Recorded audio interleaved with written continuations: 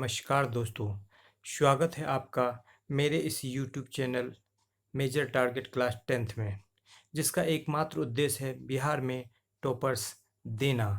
इस कड़ी में आज हम आपके बीच लेकर आए हैं एनसीईआरटी चैप्टर 6 का line by line full concept. जो चैप्टर बायोलॉजी का पहला चैप्टर है, ब्रिलियंट, भारती भवन या अदर्स जो हेल्प बुक है, उसमें पहला चैप्टर के रूप में दिया जाता है। तो और एनसीईआरटी में ये छठा चैप्टर के रूप में इसको दिया गया है। तो जैव प्रक्रम को आज हम लोग जानेंगे और एनसीईआरटी के कई बार अध्ययन के बाद जो उसके मुख्य बिंदुओं को यहाँ पर निकाला गया है, जो निचोड़ निकाला गया है, वो निचोड़ आपके बीच यहाँ पर रखा गया है। तो फिर देर किस बात की दोस्तों, शुरू करते हैं। अध्याय 6 biology class 10th chapter number 6 जैव प्रक्रम। जी हाँ दोस्तों, जैव प्रक्रम को अंग्रेजी में हम लाइफ प्रोसेसेस कहते हैं। वे सारे प्रोसेसेस जिसके द्वारा हम लोग जीवन का अनुरक्षण करते हैं। यदि हम लोग साधारण भाषा में कहें तो वो सारी प्रक्रियाएं जिनके द्वारा हम लोग अपने जीवन को बचाते हैं, जिंदगी को बचाते हैं, उसे हम लोग क्या कहते हैं दोस्तों? जैव प्रक्रम कहते हैं। यदि हम सांस नहीं लें तो हम मर जाएंगे। यदि हम शौच नहीं करें, लैट्रिन नहीं जाए, पेशाब नहीं करें तो हम मर जाएंगे। यदि हम भोजन नहीं करें, यदि हम लोग भोजन नहीं करें तो हम मर जाएंगे। तो जिन चीज़ों के द्वारा हम अपने ज़िंदगी को बचाते हैं या जिनके अभाव में हम अपने ज़िंदगी को खो सकते हैं, वो सारे प्रोसेस क्या कहलाते हैं दोस्तों? वो सारे प्रोसेस कहलाते हैं जैव प्रक्रम। वो सारे प्रोसेस क्या कहलाते हैं? जैव प्रक्रम। तो जैव प्रक्रम के अंतर्गत यहाँ पर कई सारे प्रोसेसेस को बताया गया, जैसे पोषण, न्यूट्रिशन, श्वसन, इसके बारे में हम लोग जानेंगे चैप्टर के बीच में। वहन, जिसको संवहन भी कहा जाता है, और उत्सर्जन। जी हाँ दोस्तों, ये जैव प्रक्रम के 4 पॉइंट्स को दिया गया है और ये चारों पॉइंट्स एनसीईआरटी में एक ही चैप्टर में दिया गया है, जिसका कॉन्सेप्ट आज आपको दिया जाएगा। और हेल्प बुक जैसे ब्रिलियंट, भारती भवन, स्टूडेंट फ्रेंड्स इत्यादि में इन चारों चैप्टर को, ये पोषण पर अलग चैप्टर है, श्वसन पर अलग चैप्टर है, वहन पर अलग चैप्टर है और उत्सर्जन पर अलग चैप्टर है। इस तरह से आज आपको हेल्प बुक के 4 चैप्टर का कॉन्सेप्ट एक ही बार में मिलेगा और सारे के सारे ऑब्जेक्टिव, साथ ही साथ सब्जेक्टिव आसानी से आप सॉल्व कर पाएंगे दोस्तों। तो फिर आगे बढ़ते हैं, लेते हैं पहला प्रश्न, पोषण। जी हाँ दोस्तों, भोजन ग्रहण करना, पचे भोजन का अवशेषण एवं शरीर द्वारा अनुरक्षण करने के लिए उपयोग पोषण कहलाता है। साधारण भाषा में यदि हम कहें तो जो भोजन आप खाते हैं और खाने के बाद वो शरीर में लग जाता है, यानी शरीर में उस भोजन का उपयोग हो जाता है। आप खाएं और खाने के बाद क्या कर दिए? उल्टी कर दिए तुरंत, तो क्या भोजन आपका लगा? आप यदि गिट्टी खा लीजिएगा, मिट्टी खा लीजिएगा, तो क्या उसका पाचन होगा? नहीं होगा दोस्तों, वो निकल जाएगा शौच के रास्ते से। तो ऐसा भोजन को जो करे, जो कि भोजन खाने के बाद, मुख से अंतर्ग्रहण के बाद वो भोजन पचे, स्वांगीकृत हो और हमारे शरीर में क्या हो जाए? लग जाए, उसका अवशोषण हो जाए, उससे हमारे सेल्स बन जाए, तो उस चीज़ को हम लोग क्या कहते हैं? भोजन कहते हैं दोस्तों, पोषण कहते हैं। उसे अंग्रेजी में हम लोग बोलते हैं intake of food along with its utilisation in the body. Intake of food along with its utilisation in the body is called nutrition. Nutrition को हम लोग हिंदी में क्या कहते हैं दोस्तों? पोषण कहते हैं। तो क्लियर है कॉन्सेप्ट? यानी कि कुछ खाएं और शरीर में वो लग जाए, ये पोषण होता है दोस्तों। और पोषण हमारा कितना प्रकार का होता है दोस्तों? पोषण हमारे होते हैं 2 प्रकार के होते हैं दोस्तों। पोषण हमारा 2 प्रकार का होता है, एक स्वपोषी पोषण और दूसरा विषमपोषी पोषण। स्वपोषी पोषण जिसमें कोई भी जीव अपना भोजन खुद बना लेता है बिना किसी दूसरे जीव के सहायता के। यहाँ पर CO2, पानी और सूर्य के प्रकाश से भोजन बनाते हैं। स्वपोषी पोषण करने वाले जीव में हरे पौधे और अलगी होते हैं, जिसके शैवाल बोलते हैं हम लोग, ब्लू ग्रीन अलगी, नील हरित शैवाल, ये भी क्या होते हैं? स्वपोषी पोषण के उदाहरण होते हैं। और हरे पौधे और नील हरित शैवाल यानी कि ब्लू ग्रीन अलगी को छोड़कर जितने भी जीव है, चाहे वो मनुष्य हो, कुत्ता, बिल्ली, हाथी, घोड़ा, सारे के सारे जीव, बैक्टीरिया भी कुछ स्वपोषी होते हैं, सारे के सारे जीव क्या होते हैं? विषमपोषी होते हैं। क्यों दोस्तों? क्योंकि वे सारे जीव अपना भोजन बनाने के लिए अन्य जीवों पर निर्भर करते हैं। वे सारे जीव किस पर निर्भर करते हैं? अन्य जीवों पर निर्भर करते हैं। हम लोग विषमपोषी को परपोषी भी कहते हैं। अंग्रेजी में ऑटोट्रॉफ स्वपोषी पोषण ऑटोट्रॉपिक न्यूट्रिशन और विषमपोषी पोषण क्या कहलाता है दोस्तों? Heterotrophic nutrition. ये ऑटोट्रोपिक न्यूट्रिशन कहता है, ऑटो मीन्स सेल्फ होता है और हेट्रो मीन्स डिफरेंट होता है दोस्तों।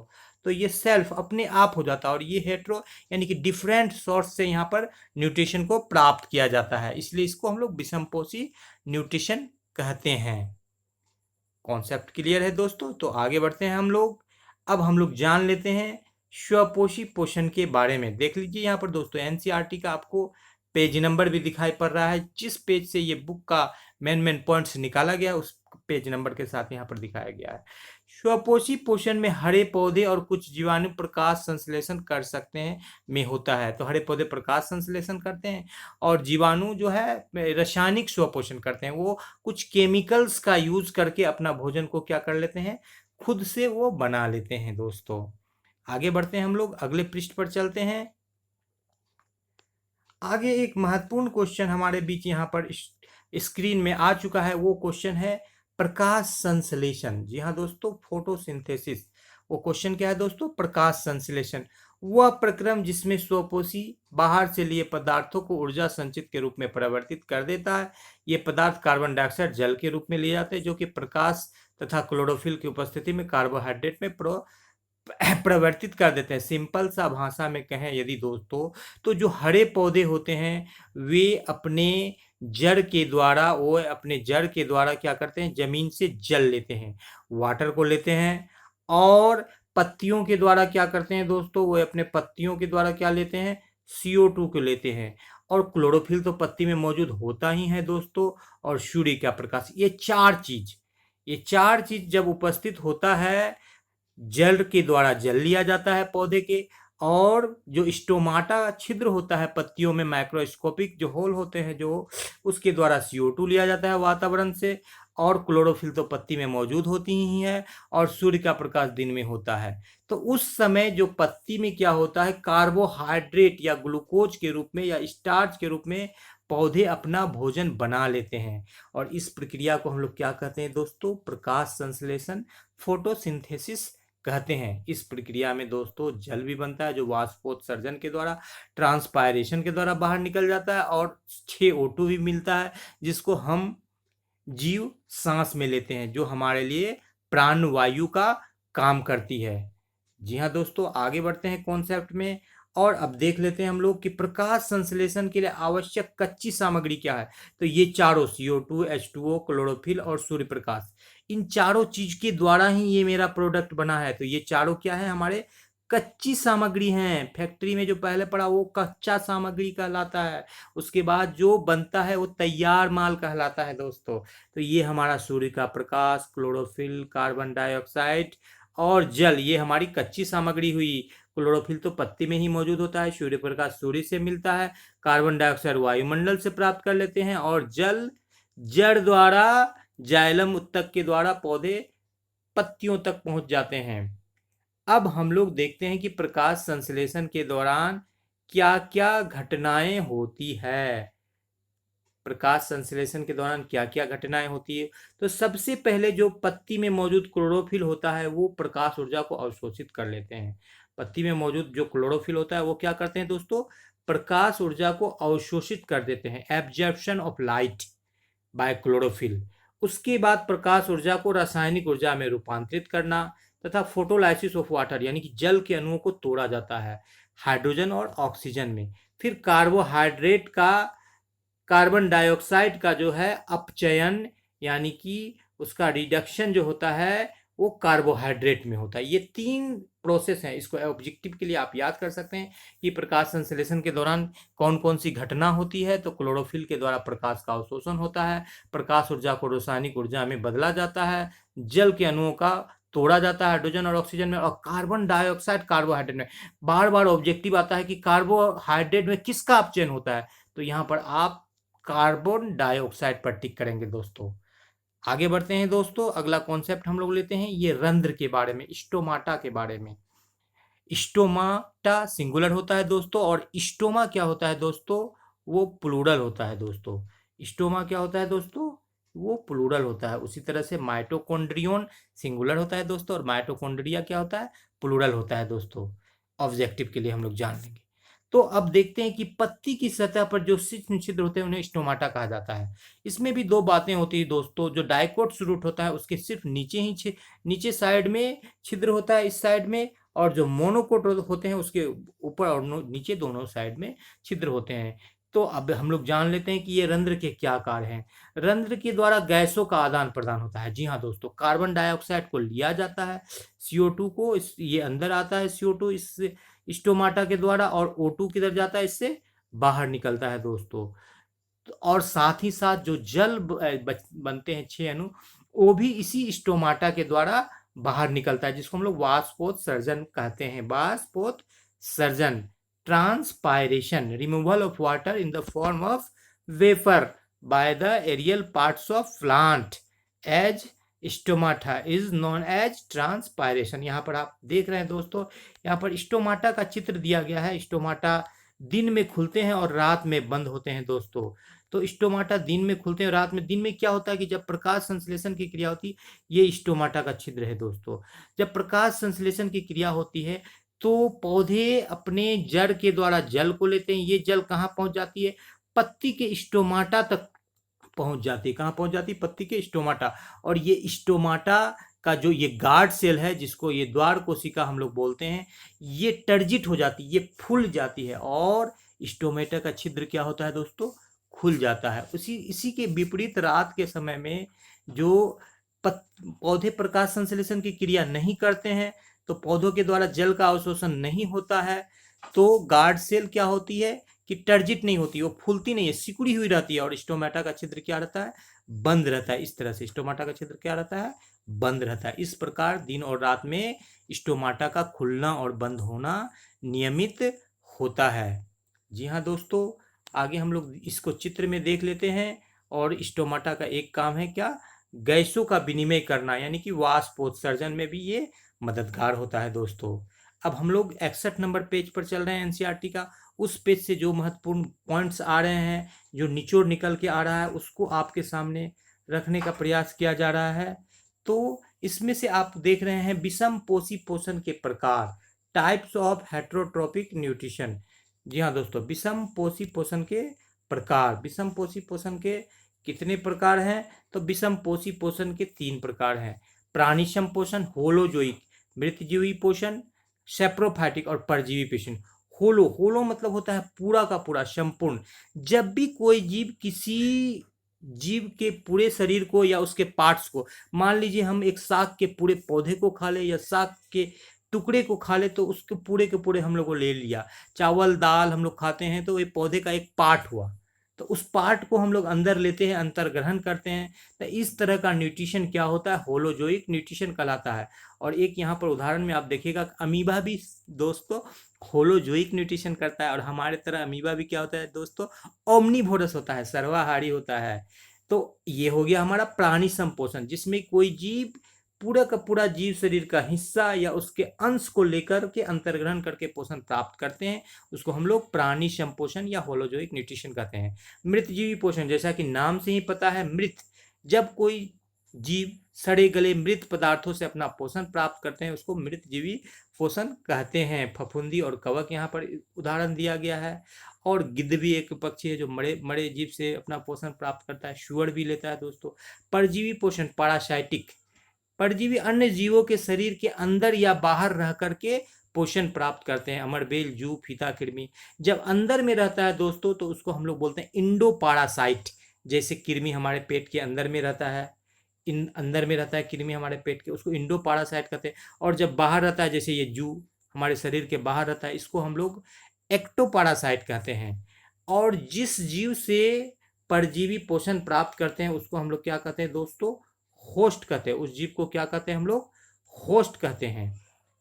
और जो जीव पोषण प्राप्त करते हैं दोस्तों, उसको हम लोग क्या बोलते हैं, पैरासाइट कहते हैं दोस्तों। उस जीव को हम लोग क्या कहते हैं, पैरासाइट कहते हैं। तो क्लियर है कॉन्सेप्ट दोस्तों।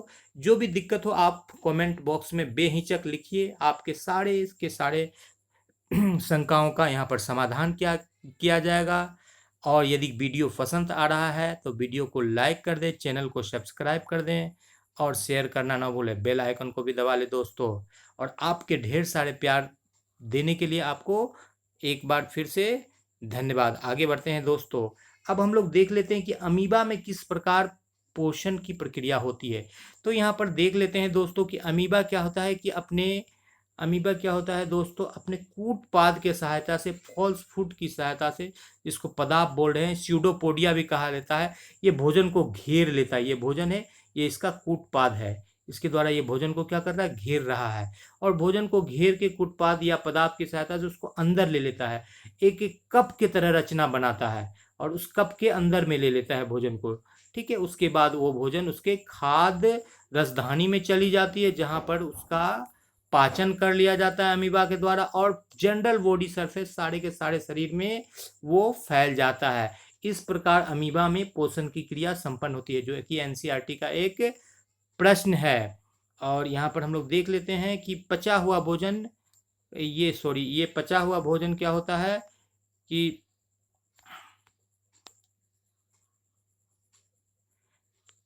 ये बचा हुआ भोजन जो कोशिका की सतह की ओर गति करता है और जो पचता नहीं है वो शरीर से बाहर निकाल दिया जाता है फूड वैक्यूल के रूप में। इस प्रकार अमीबा में पोषण की प्रक्रिया होती है। अब हम लोग यहाँ पैरामीशियम में देख लेते हैं दोस्तों। पैरामीशियम में क्या होता है, पक्षाभी कोशिकाएं होती है।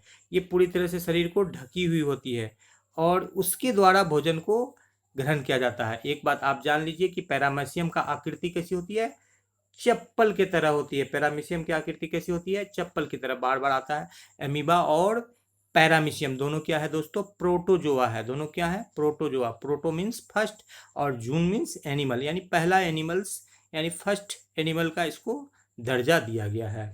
आगे बढ़ते हैं दोस्तों अगले पृष्ठ की ओर। अब हम लोग देख लेते हैं मनुष्य में पोषण। मनुष्य में पोषण की प्रक्रिया किस प्रकार होती है, इस चीज को हम लोग इस पार्ट में देखेंगे। और मनुष्य में पोषण की प्रक्रिया 5 चरणों में संपन्न हो रही है दोस्तों। अंतर्ग्रहण, इंजेक्शन, डाइजेशन, पाचन, अवशोषण, एब्जॉर्प्शन, स्वांगीकरण, एसिमिलेशन और बहिक्षेपण, इजेशन, इस 5 चरण में होती है। तो सबसे पहला चरण देखते हैं कि ये भोजन का अंतर्ग्रहण है। ये मुंह में होता है। भोजन को चबाया जाता है दांत की सहायता से। जीवा से लाड़ ग्रंथि निकलती है, जो भोजन को, वहाँ पर टाइलिन एंजाइम होता है, वो भोजन को पचाती है।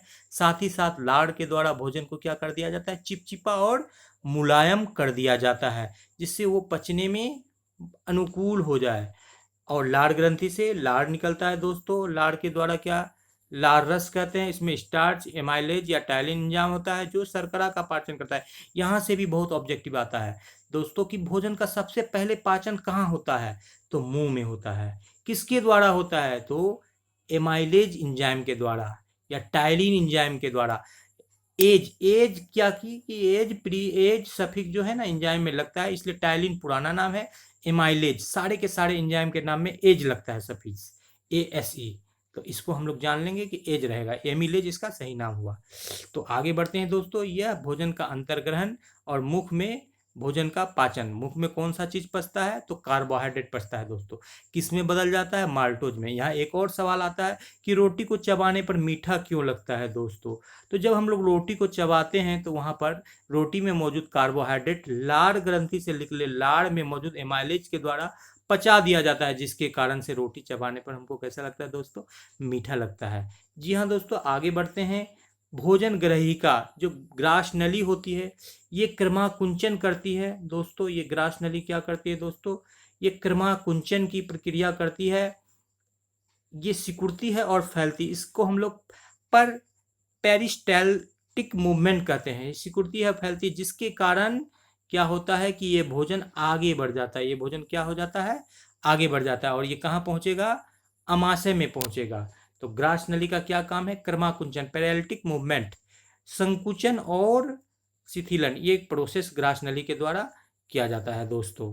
और भोजन कहाँ चला जाती है, ये अमाशय में चली जाती है। हमारे पाचन तंत्र का चित्र पूछा जाता है दोस्तों, तो यहाँ पर हम लोग पाचन तंत्र के चित्र को भी देख लेते हैं कि पाचन तंत्र में क्या है। यहाँ हमारा मुख है, मुखगुआ है, ये जीवा है, लाड़ ग्रंथि होती है यहाँ पर, ये ग्रसिका या ग्रास नली, ये अमाशय है। ठीक है, ये राइट साइड में होता है, ये छोटी आंत है, सबसे नाम इसका छोटी आंत या क्षुद्रांत है और इसकी 18 फीट लंबाई होती है।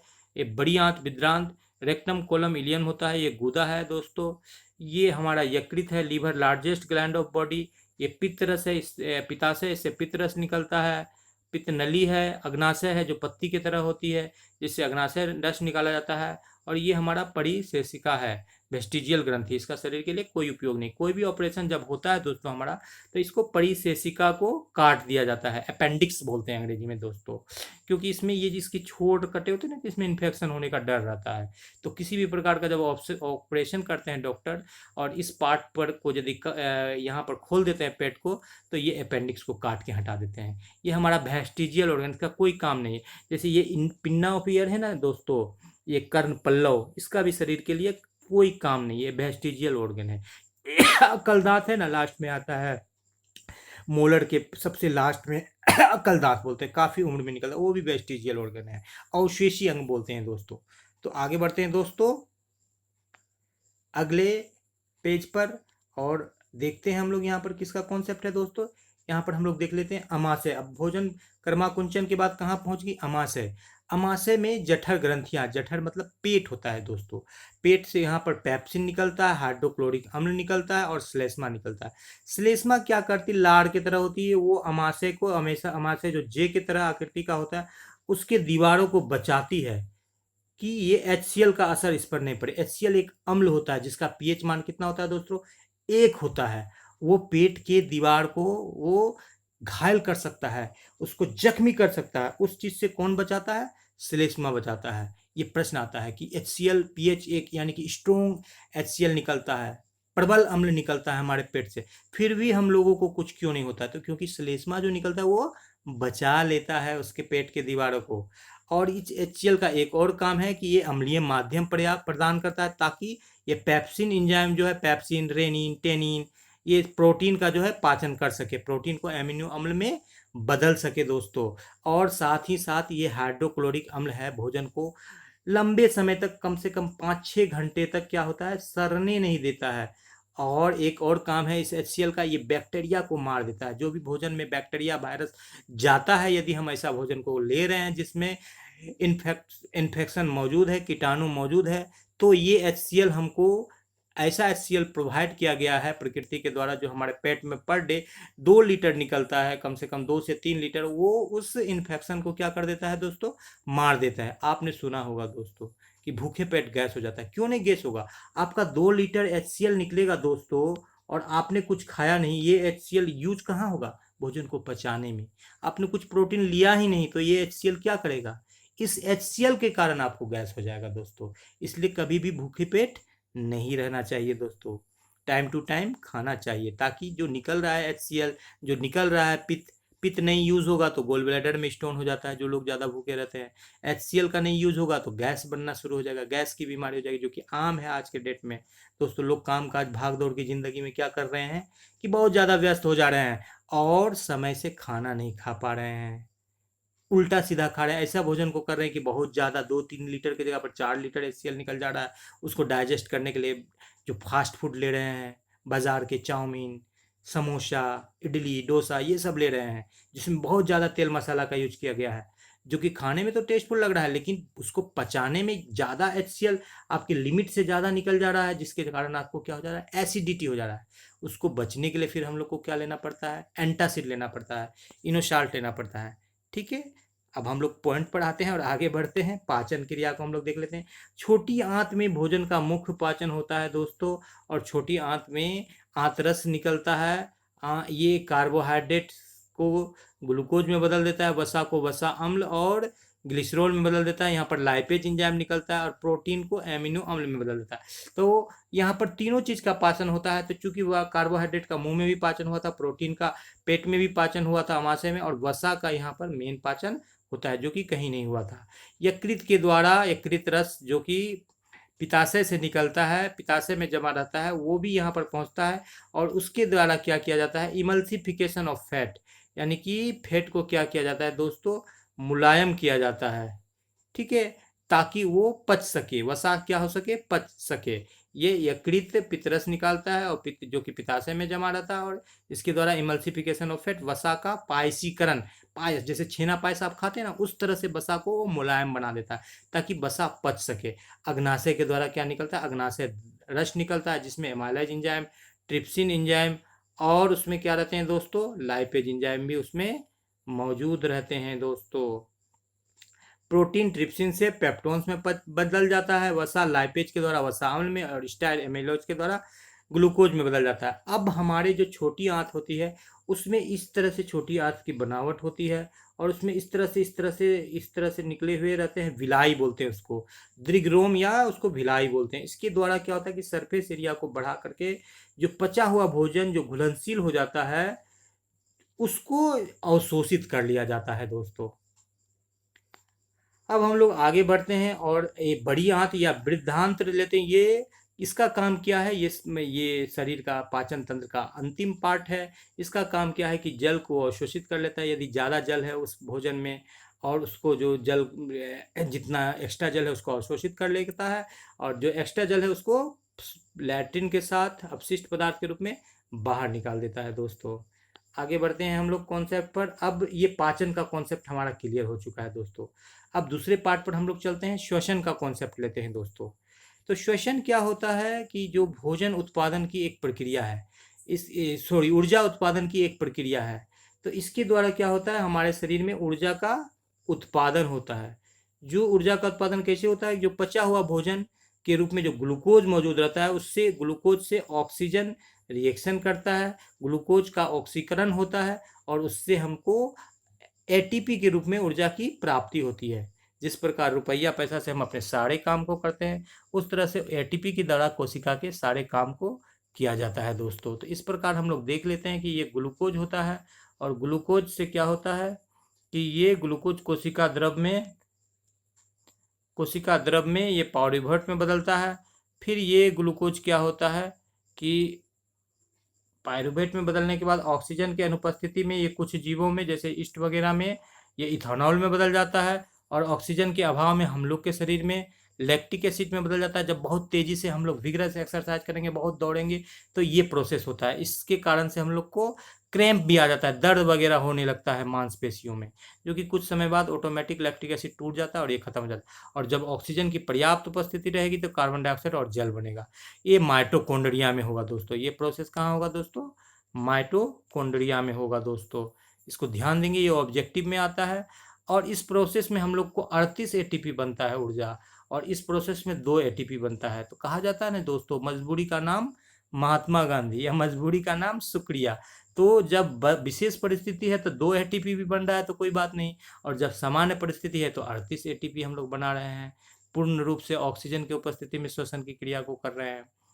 आगे हम लोग बढ़ते हैं दोस्तों। श्वसन 2 प्रकार के होते हैं, वायवीय श्वसन और अवायवीय श्वसन। वायवीय श्वसन क्या होता है, ऑक्सीजन की उपस्थिति में होता है, और अवायवीय ऑक्सीजन की अनुपस्थिति में। इसमें ग्लूकोज का पूर्ण अपचयन होता है, कार्बन डाइऑक्साइड ऊर्जा मुक्त होती है। इसमें इथेनॉल, लैक्टिक अम्ल और कार्बन डाइऑक्साइड और ऊर्जा मुक्त होती है। यह कोशिका द्रव और माइटोकॉन्ड्रिया में संपन्न होती है। यह केवल कोशिका द्रव में संपन्न होती है। ये माइटोकॉन्ड्रिया में हम लोगों ने यहाँ पर देखा था कि ये क्या होती है कि माइटोकॉन्ड्रिया में भी ये संपन्न होती है। और ये वाला क्या होता है कि ये दोनों सिर्फ कोशिका द्रव में संपन्न होती है दोस्तों। ये वाला कहाँ संपन्न होती है, सिर्फ और सिर्फ कोशिका द्रव में। ठीक है, आप लोगों ने को दिखा दिया गया है यहाँ पर फिर से। और इसमें यहाँ पर 38 एटीपी की प्राप्ति होती है दोस्तों। कितनी एटीपी की प्राप्ति होती है, 38 एटीपी की प्राप्ति होती है वायवीय या ऑक्सी श्वसन में। इसको ऑक्सी भी हम लोग बोलते हैं, इसको क्या बोलते हैं हम लोग, ऑक्सी। और अवायवीय श्वसन में क्या होता है, मात्र के मात्र 2 एटीपी की ऊर्जा की हम लोग को प्राप्ति होती है दोस्तों। अब यहाँ पर हम लोग मानव श्वसन तंत्र को देख लेते हैं। मानव श्वसन तंत्र में नासाद्वार, ग्रसनली, कंठ, श्वासनली और श्वासनली होते हैं दोस्तों। और इसके बाद श्वसनिका, और उसके बाद फेफड़े होते हैं, और कुपिका होती है। और कुपिका के साथ साथ क्या होते हैं दोस्तों, रुधिर वाहिकाएं। फिर इसको आपको चित्र के द्वारा दिखाया जाएगा। ये सारे पार्ट्स होते हैं, नासाद्वार, ग्रसनी, कंठ, श्वासनली, फुफ्फुस यानी फेफड़ा को बोला जाता है दोस्तों। और ये फेफड़ा के अंदर से यहाँ से तीर मार के निकाला गया, यही है कुपिका। इसको यदि फैला देंगे तो 80 वर्ग मीटर का ये क्षेत्र क्या करेगी, ये घेर लेगी। 80 मीटर स्क्वायर का क्षेत्र क्या करेगी दोस्तों, घेर लेगी। इसके इसी सब क्षेत्र में बैलून की तरह जो रचनाएं होती है, इस तरह से इसमें क्या किया जाता है कि ऑक्सीजन को भर के रखा जाता है, जिसके द्वारा हमको ऑक्सीजन की पूर्ति होती है। अब हम लोग यहाँ पर देखते हैं अंतःश्वसन और उच्छ्वसन में अंतर। तो अंतःश्वसन के दौरान क्या होता है कि वक्षीय गुहा फैलती है और इसमें वक्षीय गुहा मूल परिस्थिति में वापस आ जाती है। पसलियाँ सिकुड़ती है और पेशियाँ इसमें शिथिल हो जाती है और वक्ष ऊपर की ओर गति करता है और इसमें वक्ष अपने वापस आ जाता है और गुहा में दाब कम हो जाता है और वायु फेफड़ा में भरती है, कार्बन डाइऑक्साइड फेफड़े से बाहर निकलता है। तो अभी हम करके दिखा देते हैं दोस्तों अंतःश्वसन। सांस हमने लिया, इसको अंतःश्वसन कहते हैं। फूल गई ये गुहा, छाती क्या हो गया मेरा, फूल गया दोस्तों, सांस लिया तो। और उच्छ्वसन यानी कि इनहेलेशन, बाहर निकाला। सांस लिया अंदर, इसको अंतःश्वसन कहते हैं समझने के लिए, और सांस छोड़ा इसको उच्छ्वसन कहते हैं। यदि आप सांस लेने और सांस छोड़ने का कॉन्सेप्ट जान गए तो अंतःश्वसन और उच्छ्वसन को आप आसानी से पकड़ लेते हैं कि वक्ष गुहा फैलती है, सांस लेंगे। लोग सांस ले लेते हैं, फौज में जाते हैं कि ज़्यादा छाती हो जाए, हमारा 32 छाती है तो 34 हो जाए, बहाली हो जाए मेरा। और उच्छ्वसन में क्या होता है कि अपना रिलैक्स स्थिति में चली जाती है, CO2 बाहर निकलता है। और अंतःश्वसन में हम लोग क्या लेते हैं दोस्तों, O2 लेते हैं। तो कॉन्सेप्ट क्लियर है दोस्तों, आगे बढ़ते हैं हम लोग। अंतःश्वसन सांस द्वारा वायुमंडल से गैसों को अंदर लिया जाता है, जिसमें हमारा O2 काम का गैस होता है दोस्तों, जो 21% O2 होता है। उच्छ्वसन फेफड़ों से वायु या गैसों को बाहर निकाला जाता है। स्थलीय जीव श्वसन के लिए वायुमंडल के ऑक्सीजन का उपयोग करते हैं। जो जीव जल में रहते हैं, जल में घुलित या विलेय ऑक्सीजन का उपयोग करते हैं। अब हम लोग देखते हैं दोस्तों कि वायु जो है किस तरह से हमारे ये जाती है, किस प्रकार से हमारा ये हो रहा है प्रोसेस, इसको हम लोग देख लेते हैं। कुपिका रक्त और उत्तकों के बीच गैसों का आवरण। सबसे पहले वायु समृद्ध कुपिका है, ठीक है, ये यहाँ पर रक्त वाहिका है और O2 जो हेमोग्लोबिन RBC में मौजूद है उसके साथ ऑक्सीजन मिल जाता है और ऑक्सी हेमोग्लोबिन HbO2 बना लेती है। ये HbO2 धमनी द्वारा उत्तकों तक पहुंचती है, वहां पर ग्लूकोज का ऑक्सीकरण होता है और ऑक्सीकरण होने के बाद वहां पर क्या बन जाता है दोस्तों, CO2 बन जाता है। ये CO2 फिर रक्त वाहिकाओं में आते हैं, रक्त वाहिकाओं से CO2 रक्त में विसरण के द्वारा पहुंचता है और ये CO2 कुपिकाओं के द्वारा फिर विसरण होते हुए नासिका छिद्र से बाहर निकल जाता है। तो हमारे पास फेफड़ा से रक्त वाहिका में आने के लिए विसरण का प्रोसेस है और रक्त में हमारे पास लगभग 36 मिलियन किलोमीटर के रफ्तार से चलने वाला क्या है, हेमोग्लोबिन है, जो कि बहुत तेजी से ऑक्सीजन को कोशिकाओं तक और कार्बन डाइऑक्साइड को फेफड़े तक पहुंचा देती है। अब हम लोग आगे बढ़ते हैं दोस्तों, यहाँ पर लेते हैं कि ये संवहन मनुष्य में भोजन तथा ऑक्सीजन एवं अन्य आवश्यक पदार्थों की निरंतर पूर्ति करने वाला तंत्र संवहन तंत्र कहलाता है। अब संवहन तंत्र में हम लोग देखते हैं दोस्तों क्या क्या चीज होता है। तो संवहन तंत्र में जो कि मानव संवहन तंत्र के मुख्य अवयव इस प्रकार है। इसमें हृदय होते हैं दोस्तों, रक्त नलिका शिरा धमनी होती है और वहन माध्यम रक्त और लसिका होता है दोस्तों। तो यहाँ पर हम लोग देखते हैं रक्त में 2 प्रकार के कण होते हैं, एक ठोस अवयव जिसको हम लोग रक्त कण कहते हैं, ब्लड सेल्स, और दूसरा द्रव अवयव या प्लाज्मा होता है जिसमें 90% जल होता है। शेष प्लाज्मा में प्रोटीन, एल्बुमिन, ग्लोबुलिन, खनिज तत्व आदि होते हैं। तो यहाँ पर हम लोग देख लेते हैं कि लाल रक्त कण में क्या होता है कि CO2 और O2 का ये वहन करता है, इसमें हेमोग्लोबिन मौजूद होता है।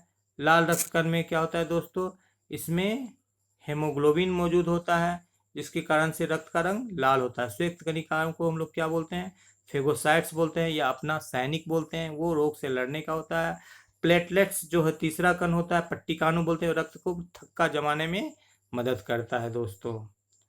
अब हम लोग यहाँ पर देख लेते हैं तो रक्त में जो 2 वाहिकाएं हैं शिरा और धमनी, उसमें क्या अंतर है। शिरा जो कि है कि अनॉक्सीकृत या अशुद्ध जल को लेकर के जाती है शरीर से हृदय की ओर, और धमनी क्या करती है, हृदय से शरीर की ओर शुद्ध रक्त को या ऑक्सीजनेटेड रक्त को ले जाती है। इसमें कपाट नहीं मौजूद होता है और धमनी के छिद्र में इस तरह से कपाट बना हुआ होता है दोस्तों। इसमें बल्ब भी नहीं होते, इसमें बल्ब होते हैं। ये सतह पर नहीं होती है, यानी गहराई में पाती है, यानी कि अपना आप कटता है, यदि खून निकलता है तो ये अशुद्ध खून निकलता है, क्योंकि सिरा हमारा ऊपर होता है और धमनी क्या होता है, नस के नीचे होता है दोस्तों। सिरा ऊपर में होता है, हमारा सिरा कहाँ होता है, ऊपरी हिस्सा में होता है, और धमनी क्या होता है, अंदरूनी हिस्सा में होता है दोस्तों। और सिरा में बहुत तेजी से ब्लड चलता है और धमनी में क्या होता है, धीरे धीरे ब्लड चलता है। ठीक है। और इसका हम लोग प्रेशर नापते हैं, जो कि सिस्टोलिक प्रेशर और डायस्टोलिक प्रेशर होता है दोस्तों।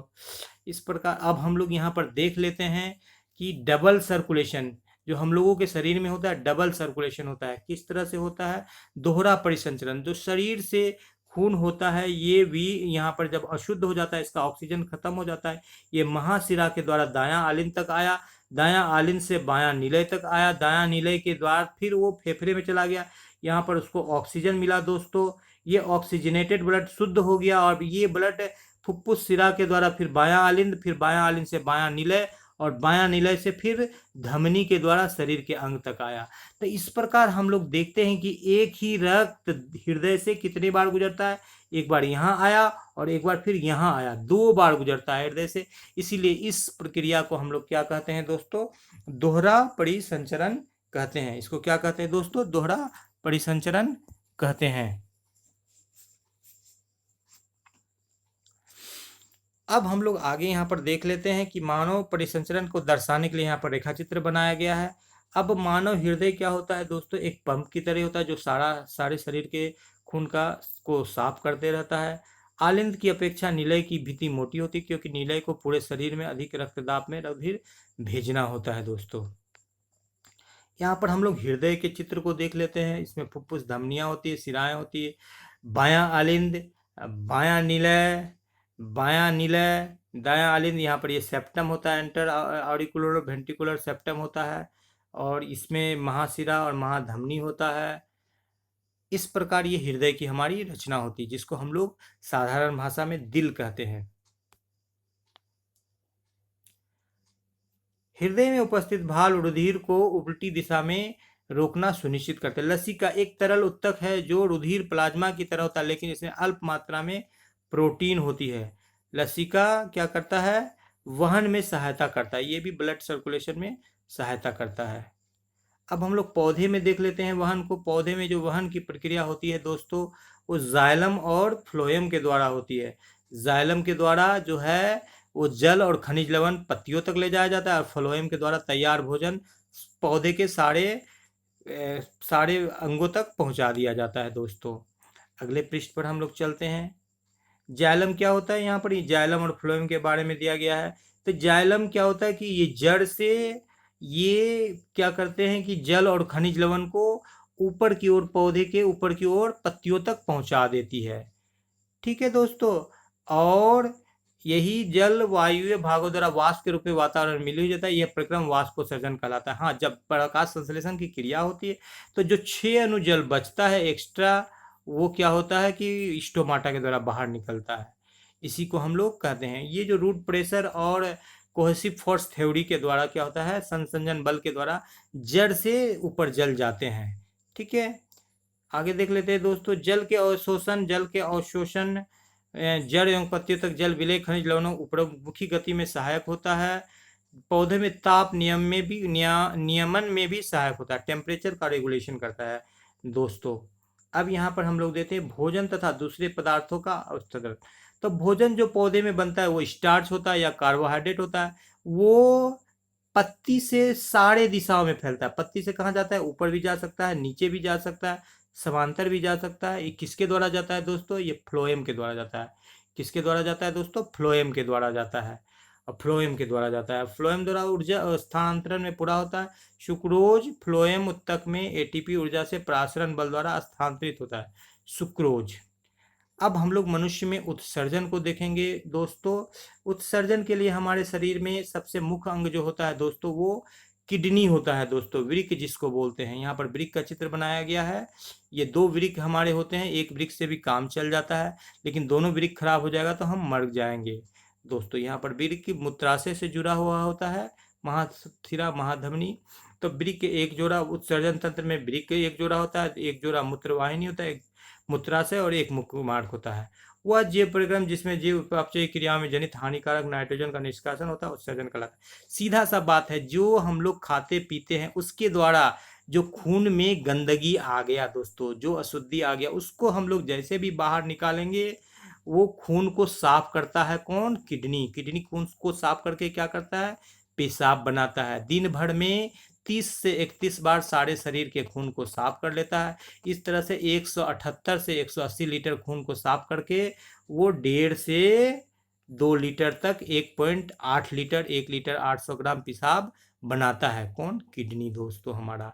ये हमारा शरीर का सबसे मुख्य उत्सर्जी अंग है दोस्तों। वृक्क में मूत्र बनने के बाद मूत्र वाहिनी से होता हुआ मूत्राशय में एकत्रित होता है। मूत्र बनने के उद्देश्य का रुधिर से वज्र यानी हानिकारक अपशिष्ट पदार्थों को बाहर निकालना होता है। वृक्क में मूत्र में निर्माण की प्रक्रिया, ये नेफ्रॉन होता है। वृक्काणु, वृक्क के उत्सर्जन की इकाई क्या होती है? नेफ्रॉन होती है। इसमें कोशिका गुच्छ होता है, ग्लोमेरुलस कप की तरह से आकृति होता है, इस तरह से दोस्तों। उसमें बोमेन संपुट होता है, ऐसे करके होता है, और नलिकाकार भाग होता है, संग्राहक नलियां होती है। आगे हम लोग देखते हैं वृक्क में उत्सर्जन। ये वोमेन संपुट है हमारा दोस्तों, ये वोमेन संपुट है। यहाँ पर वोमेन संपुट ये इंपॉर्टेंट पार्ट है। इसी पर यहाँ पर छाना जाता है। छानने के बाद जो खून है नीचे पहुँचता है, ये अल्ट्रा फिल्ट्रेशन होता है। यहाँ पर नीचे पहुँचने के बाद ये संग्राहक नली में यहाँ पर आ जाता है, और यहाँ से फिर ये मूत्राशय से बाहर निकल जाता है। तो जो ये प्रोसेस होती है वृक्क में ब्लड छानकर पेशाब बनाने की या नाइट्रोजन उत्सर्जन की, वो 3 चरणों में संपन्न होती है। कोशिका गुच्छ निस्यंदन, इसको हम लोग बोलते हैं ग्लोमेरुलर फिल्ट्रेशन। क्या बोलते हैं दोस्तों?